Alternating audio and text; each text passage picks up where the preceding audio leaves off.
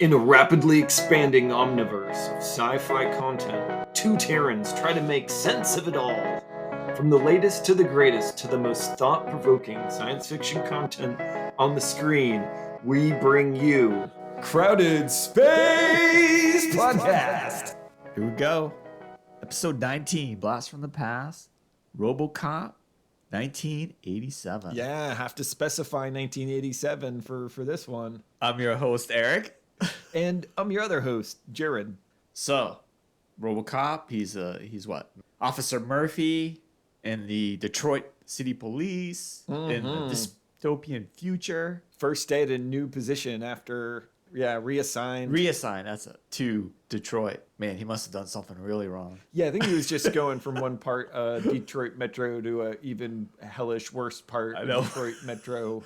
And he comes in, he's all like loosey-goosey, all relaxed, and he's coming into the freaking, into hell, the hellhole. Welcome to hell, essentially. Yeah, pretty much. All your coworkers are saying, so. Pretty much gets blasted by some gang members. Yeah, after getting set up with his new partner, Lewis. Yeah, which she kind of screws him. What? Not on purpose. She looked down. She should have just blasted that dude instead of like, the guy was taking a whiz and his like, yeah, kind of distracted her a little bit. Classic TV move where you have a gun on someone and then you get so close up on them that they can easily knock the gun out of your hand. It's rookie move, cop. Yeah, right. She wasn't supposed to be that much of a rookie, but at any rate, before we get too far into the weeds, and then as you were about to say, our main character, our main man, Murphy, Alex Murphy, gets. Dude, essentially blown to pieces. It was pretty brutal. One of the most graphic, especially scenes on the screen at that time. Yeah, because we watched it. Paramount Plus is where we watched it. Right. Yeah. And it was pretty brutal. Like his arm got blown. And so that scene particularly where he dies more or less is what got the X-rated that rating that I was talking about with some other scenes. Yeah, no, they lingered longer on his arm getting blown off, and anyways, then it was a little brutal, that part for sure. Then one of the up and coming execs at Omni Consumer Products Corporation, or OCP, then takes advantage of Murphy's loss and uses that to turn him into Robocop. Come quietly or there will be trouble. Fuck you. Exactly. But it's a good drops to be had here. And I like that was one of my things that I liked the most is that whole when he made a transition and they're like getting his operating system up, and they're like you could see like time lapsed. Yeah, they did like a montage of him blipping in and out of consciousness, and they're having they're all drunk, taking a picture with him on New Year's Eve and stuff like that. Yeah, it was some really good scenes.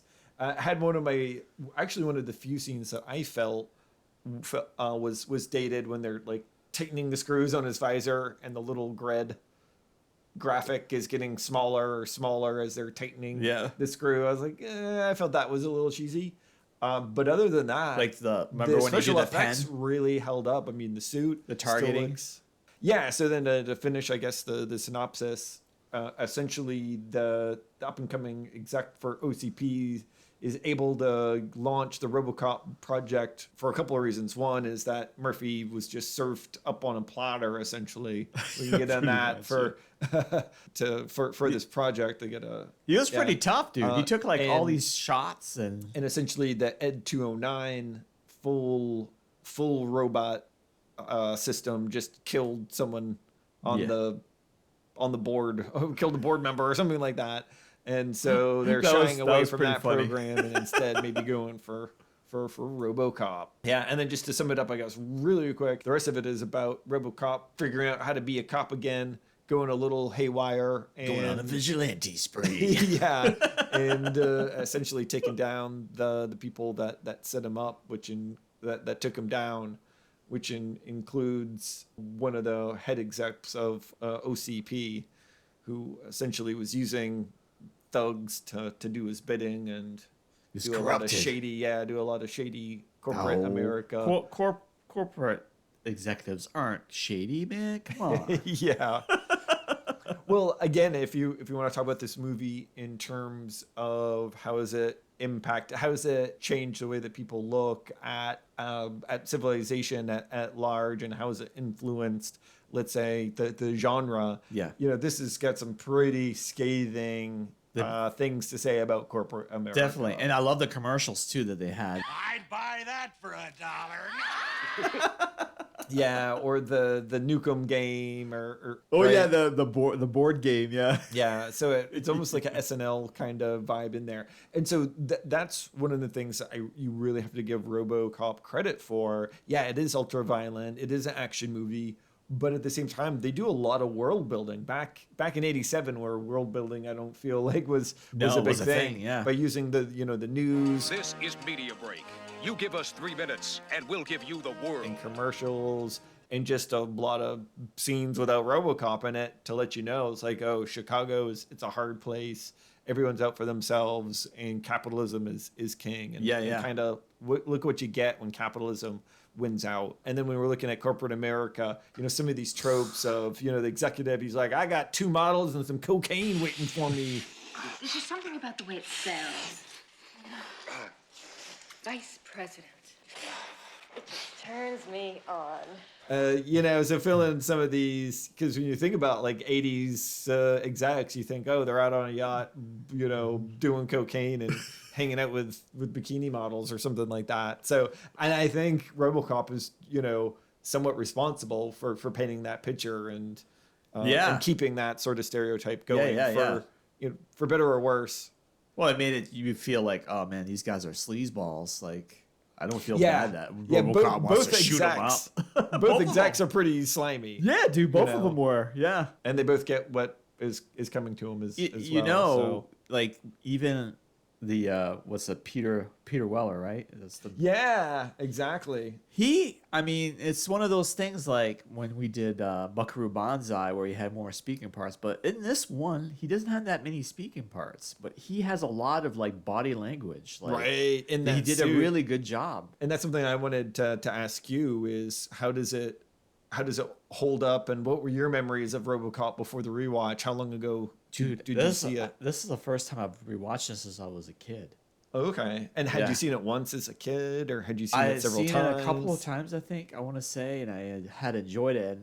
And I really appreciate, this really makes me appreciate the blast from the past that we've done on previous movies. Because this allows me to like watch movies that I would never ever like, hey, let's watch this movie, or right? Might not have given RoboCop a chance with all the other new stuff coming out. Right. And it's like, oh man, this is really good. I actually enjoyed it. Yeah. I really enjoyed it. I think out of the ones that we've watched, this is the one that really made, so far out of the blast from past, really made a strong impact on modern culture. Just in terms of, there's 3 movies. None of the other ones that we watched really had a sequel. No. Right? So there's 3 movies. There's whole toys and cartoons, and RoboCop is a franchise. Games. They had video games. Oh yeah, like I was talking about the other week, we had the RoboCop VCR game where depending on what space you landed on, you would fast forward to the next whatever space. That's pretty cool. And then do whatever. Yeah, our favorite was one of them. It was just had the music, the yeah. And it was just RoboCop driving around. And I was like, it was one of the few ones where you don't gain anything, you don't lose anything. Perfect. Just like free parking of the RoboCop world, essentially. Get that cool soundtrack playing in the background. Yeah. 107.7 RoboCop background music. Yeah, so it was surprising for you that it was as good as it was. Yeah, I was pretty impressed by it because I was like, wow, I really enjoyed this. Like, there's a few parts I was like, oh man, it's really, I get the violent stuff. Ooh, guns.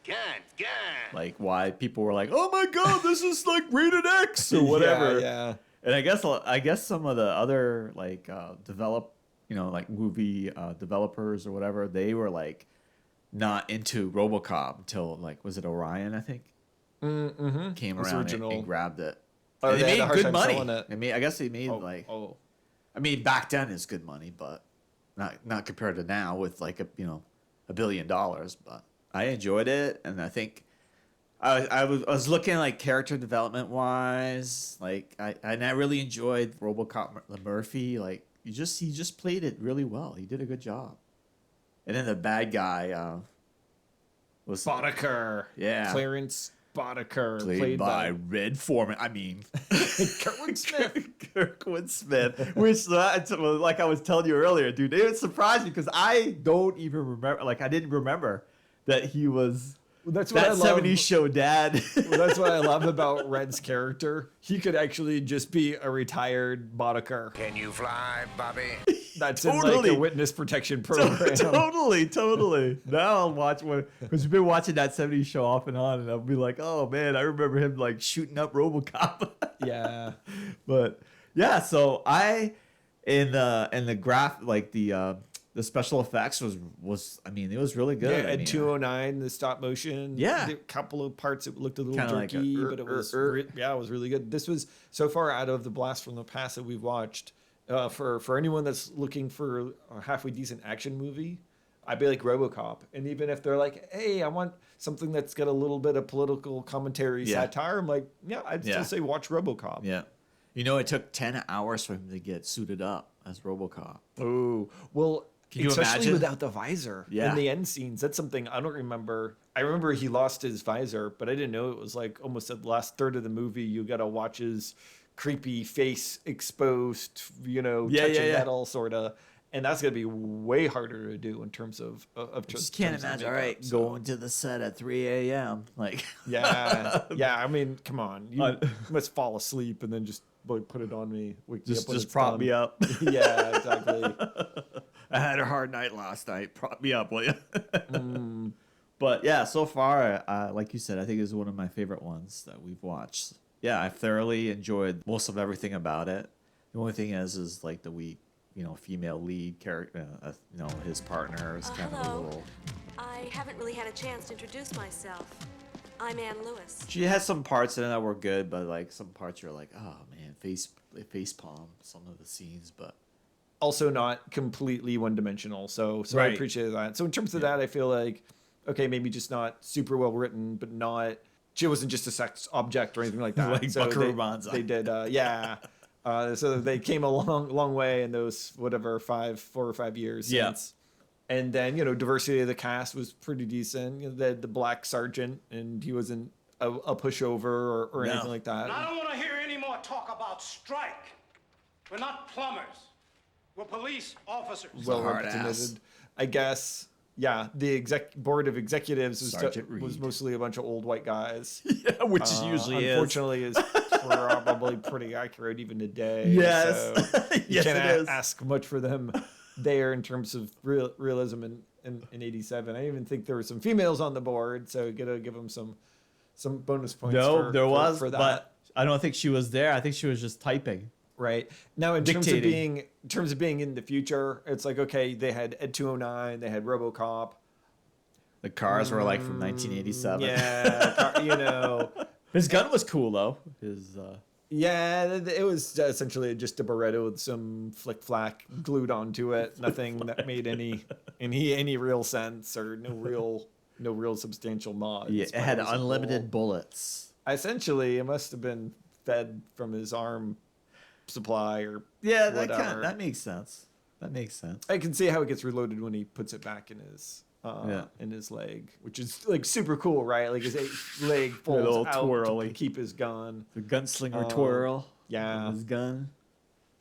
Yeah, and how he kept some of the his memories or whatnot. And I like that part. I like the flashback, like for his Yeah, memories. it was just enough. Yeah, it wasn't to over the top. to see why he's kind of going a little haywire and why he's kind of going off the script, self-activating and going out for vengeance, kind of right. I thought it was just enough. It wasn't. he didn't like go and try to see his old wife, or we didn't have to see the scene with this kid. I was like, oh, it would have been a little too hard, right? I like it when he goes to his house and it's like a TV that is the house broker or the house seller that. Yeah. Okay. See. Yeah. That was one of the from few room good, to room like. Yeah, that was one of the few good like touches of sci-fi. I was like, oh yeah, you just have an automated real estate agent in the house. Yeah. That was that old Commodore 64 or whatever that was. Yeah. The computer, the little green screen. Not though. everything held up I know. so equally well. But it was good. It was good. It was enjoyable, and I think if you want to have a little nostalgia, that's definitely one to watch. I enjoyed it thoroughly. So. Yeah, I would definitely recommend it over the reboot. I haven't even seen sure. the reboot. I don't have I any. definitely have seen Robocop 2. I'm not sure if I saw 3. I'm pretty sure in 3, that's when he starts flying around. I'm like, I'm out. This they didn't jump the shark. They flew right over it. I don't remember seeing those, but I'm sure I'd have. Like, I don't. Yeah, remember that's about the time where they would have like whatever the Burger King Robocop kids meal. I'm like, it's Robocop. Don't kids stay away. It would be scarred for life. You don't want to watch this, It was kids. vicious. It is vicious. Yeah. It's too bad we only really get to see 209 kind of get punked. In this one, we don't really get to see him do anything too substantial. The walker. Yeah. I have one guarding the Robocop. downstairs. Well, not for long because Robocop just shot the shit out of that one. I was wondering if you caught that essentially he was set up to die, more or less. So there's a quick kind of almost throwaway line or scene where the executive in charge of the Robocop. We're ready to go, sir. We've restructured the police department and placed prime candidates according to risk factor. So that They're makes total explaining that sense. OCP again. They're controlling. Yeah, because he went from like the Yeah. posh, working in like where they have lattes and all that to going downtown where the real crimes are. Yeah, I guess that's a good. Yeah, that's it. You know what I mean? Because he was like Yeah. all like, hey, all that smiles and all that comes in. Yeah, it's my first day here. Like, dude, there's a reason why you're here, man. Not because it's like the best place to work at. And some nice political satire, political commentary in that. Look, this is what happens when you privatize some things that really shouldn't be for profit. Absolutely. And when you have a corporation running our police, then, well... Which is probably going to come someday. I was going to say, well, what happens when, you privatize your police? You get Robocop. I'm like, wait, so... Well, that's a good thing, right? Uh-oh, no. No, it's not. No, Robocop. Yeah, it is living hell. And that's why I do like that it was kind of like almost a Frankenstein-esque sort of moment where he does have his dreams and he relives his death and he has his flashbacks of his family and who he was. And that was good character building, too, for him. So right. Well, so what do you think about the very his last line, essentially the ending of the whole movie? So it's like it feels good because all the everyone got what they deserved. You know, all the villains essentially got their own, even if it meant getting hit with a wave of toxic waste. Man, they really drugged that scene out, didn't they? Yeah, I'm like, oh, like, all the guys like running all over the place. It took me 12 hours to get into makeup for this, so we're filming it. We're using it. He was like, he got the spill right in where there's 4 corners where anybody can meet up with him. Yeah. I was waiting for Robocop to shoot him after he got splatted by the car. Like, he's really dead now. Oh, yeah. He got perma-splatted. But, so do you remember the last? You still awake for that? I think he They're said like, his name. Like, right? thank you. Nice shooting, son. What's your name? Murphy. That was cool. Yeah. So it's like, oh, okay. He's not Robocop. He kind of knows who he is. Who he is. He's back. He's man cop. I don't know. Yeah. So it does make me wonder how much do they explore that in RoboCop 2? Probably not a lot. But you know me. That's the part that I like. Oh, maybe we'll have to watch RoboCop 2. What is it? What does it mean to be human? And this conflict between his programming and his free will. And they did a lot of the little flashbacks that kind of like, oh man, he is kind of remembering who he is. So it was kind of cool. And like you said, it wasn't overdone. Just to backtrack a little bit, just to make a point on that. Right. Directive 4. Because they show it Oh, early yeah. on. They It's actually like, did what a the pretty hell good is job that? teasing it, like Directive 1, 2, 3, and like Directive 4 ? Or It makes total sense. redacted. It makes total sense. Yeah. Right? And it made for actually a pretty satisfying last scene. It's like, He the can't kill his executive- corporate overlords. Exactly, as he's protected by executive privilege, essentially. Yeah, pretty much. and had to get Pretty canned much. before anything could happen. So In the end, I mean, we both enjoyed it, right? yeah, like I said, I'd recommend recommend this to for, anyone. Thought-provoking. No, I don't need sci-fi. The only qualify would be I'd make sure that someone that likes violence and gore. Yeah. Little kids, no. Yeah, and someone that's looking for an action movie. Yeah, I'd recommend Robocop along with anything that's 1987 offered Robocop. new today. It holds up that well. Yep. So just we'll see what happens next week. We're gonna be down in Boston at PAX. Yeah. We might finagle some sort of setup or record on our phones. He really wants to. Get some of our, or we might just take a break. But we're gonna have a lot of time in a car, so we think we can find some way to record it. Yeah, like it. I have to give a shout out for Moon Girl. It's so good for anyone that's a fan On of Disney Plus. superhero stuff. Yeah, Moon Girl and Devil Dinosaur on Disney Plus. I've been loving watching it with my little one. So it's something for the whole family. That's good. Wonderful music. We've been listening to the theme song on loop pretty much all day today. But again, not necessarily for everyone. But if you watch the first episode and you don't like it, then you're not gonna like the rest of it. It's one of those. It's Yeah. like, if you don't like that don't genre, like it. you don't like that sort of thing. Well, it's really for kids older than almost 3, like my kid is. But it's still entertaining enough with the dinosaur making some And he goofy comments or loves whatever. Real quick, well, I think we get some time. Just talk some quick Mando. We're going to go into Mando now? Yeah, we got time for Mando. Man. A little quick Mando talk. I can't believe you're squeezing Mando into this. Yeah, a little bit. Just a little bit. You want to? But that's his own other thing. Just a little bit. This is blast from the We past, could have talked man. about it already. Just so, what'd you think? I was disappointed. Little disappointing. I get it that they need to set up other things. I wish they'd sprinkled. So again, You need to flip it, like you had mentioned. Mando first, longer storyline, and throw the Doctor in there.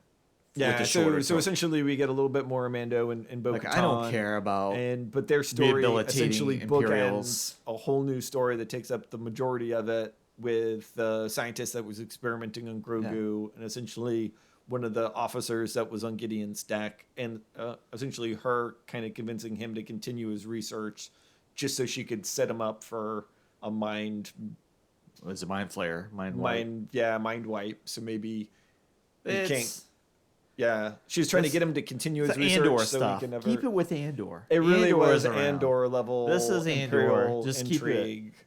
It's just, and again, it should have flipped the story. I'm fine with it. It was well done. That story. Oh, yeah. It was interesting enough. I just wished it was sprinkled and not just like it felt like I was eating a big spoonful of Mando pie and they just slapped it out of my hand to like, yeah, you're eating this. I'm all like, but I don't want beef stew. I want Mando pie. Yeah, exactly. No, you're eating this. You're gonna like it. I'm like, okay, I will. It was, it was yeah. so bad. But how about let's focus on the positive. How about with Bo-Katan? Essentially, she bathed in the waters too, and she's I now was like, cleansed. totally makes sense. Yeah, like of course. Why didn't we see it? And I love how she said, "Did you see something in the water?" Nope. I didn't either. Yeah. Why do you bring it up? Oh, okay. I didn't Oh, either. Yeah. So, what's going on there? Right? Is she needs time to scheme? So here's, She needs time to scheme. I think there's something else going on, and I sent you some rumblings about. Yeah, I didn't have a You chance didn't to look yet? at it. So the thought is, the TIE fighters they knew exactly where Mando was, right? Yeah, okay. And then when he went down to a planet which he was told you couldn't breathe, he went down there and it got ambushed by that weird, whatever that bug. The cyborg, yeah. Yeah, bug cyborg thing is. There's only one person that's known where he was, where he went. I think there's something with the armorer, dude. I think there's a little thing built in with the armorer from the Watch, the leader of the Watch. I think there's more to meets the eye with her. Yeah. It is a character that's been... Because you don't know. Yeah. She's been in it a lot for how little we know about her, so... Yeah. If it's I think she even might be her... playing in the background, in the shadows. Maybe something's going on. It's true. Wouldn't it be funny if I was right? But anyway, well, my scooping anyway. Yeah. Okay, but, yeah. Yeah, I wasn't a fan. I thought when they went to Coruscant... Do you think she's going to stick to it then? Like, that's a big She's got nothing. From the character. She literally has nothing I did read an interview from the actress, Kitty Sackhoff, that she's like, oh, the episode where I leave the helmet on is a lot of fun. Because she can focus on acting with her body, and it's kind of like a little bit more stress-free. It's like... a level of acting, because, you can mumble under your breath at people's stupidity if you've got your face mask on. That's what I mean, Yeah. that's... No. Okay, maybe. Because when they went to Coruscant, like I was saying, I thought that's where Mando was heading. I was like, they're going to Coruscant? And I'm like, no, they're switching to what? Like, I don't care. I don't care about the Empire's rehabilitation. Like, I don't care. That's not something I really care about. I do, but not as much as I care about the Mandalorian. So exactly. That's the story. That's the story. But I was never a fan of the whole Senate crap anyway with the movies. Keep it with Andor. Andor is the political thriller Star Wars. Like, keep it there. Don't... Right. I mean, don't bring it into Mando. Well, and try to be like. Well, that's what. Care for what you wish for. You want the Mandoverse. That means that they gotta I know they setting stuff up. I know, but they could have done a shorter episode. How about that? Yeah, they could have the easily broken it up. But I've heard a lot of people saying that the third season of Mando is like the viewership has gone way down. So I don't know. Yeah, I heard that as well. I'm like, I don't get it because it's still good. It's still good. It's all those Gina Carano fans. They're like, no, we're not watching without. Bring her back. Bring her back. Well, at any rate, we'll leave it at that and just to sprinkle in there because he's the one that brought it in. I thought for sure we were gonna be done after Robocop, but I don't mind talking about Mando. Yeah, I figured you wouldn't put up too much of a fight, a little bit of a fight, but Twist too my arm. much of a fight. Twist my arm. Yeah, so I'm your other host, Jarod, And I'm your host, Eric. reminding you all that it's not the destination. It's the Mando. I mean, it's the journey. Mando. Mando. Mando.